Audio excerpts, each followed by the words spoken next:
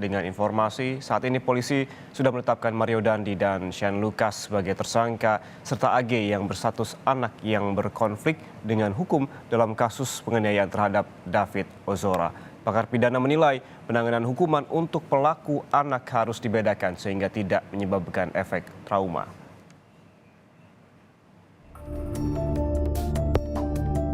Polda Metro Jaya dari awal di bawah kepemimpinan saya berkomitmen untuk menyelesaikan kasus ini dengan seadil-adilnya.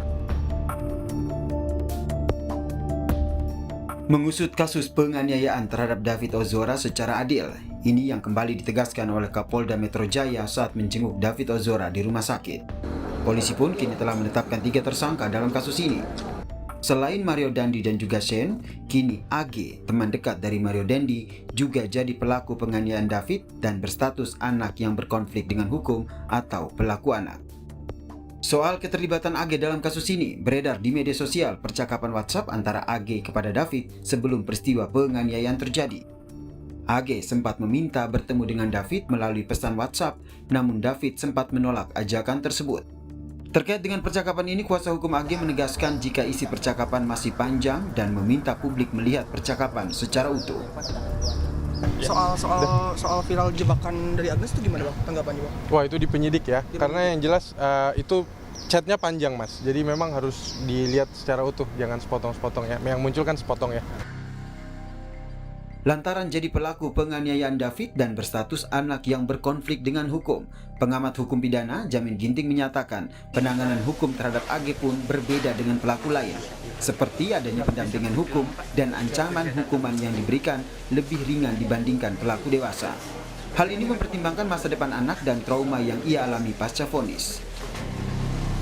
Nah itu nanti bisa setengah dari ancaman maksimum. Kalau dia 12 tahun berarti ancaman maksimum kepada anak itu 6 tahun begitu.